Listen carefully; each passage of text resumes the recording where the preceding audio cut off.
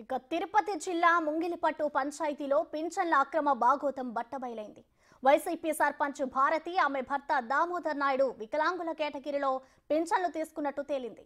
అదే కోవలో మరో 16 మంది వరకు అక్రమంగా పింఛన్లు పొందుతున్నట్లు టీడీపీ నాయకులు తెలిపారు.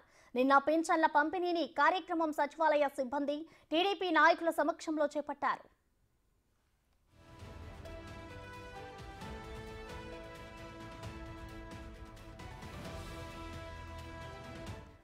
అయితే ఎలాంటి వైకల్యం లేకున్నా ప్రతి నెల పింఛన్లు తీసుకుంటున్న మంగళిపట్టు సర్పంచ్ భారతి ఆమె భర్త దామోదరం నాయుడు పేర్లను చూసి వారు టీడీపీ నాయకులు అవాక్కయ్యారు. వీరితో పాటు మరో 16 మంది వరకు వైసీపీ సానుభూతి పరులు పింఛన్లు తీసుకున్నట్లు వారు తెలిపారు. వాలంటీర్ల అండతో ఇంతకాలం గుట్టు చప్పుడు కాకుండా పింఛన్లు పొందక నిన్న సచివాలయ సిబ్బందితో పంపిణీ చేపట్టడంతో అక్రమ పింఛన్ల వ్యవహారం బయటపడింది. సర్పంచ్ దంపతులపై విచారణ చేపట్టి చర్యలు చేపడతామని చంద్రగిరి ఎంపీడీఓ తెలిపారు.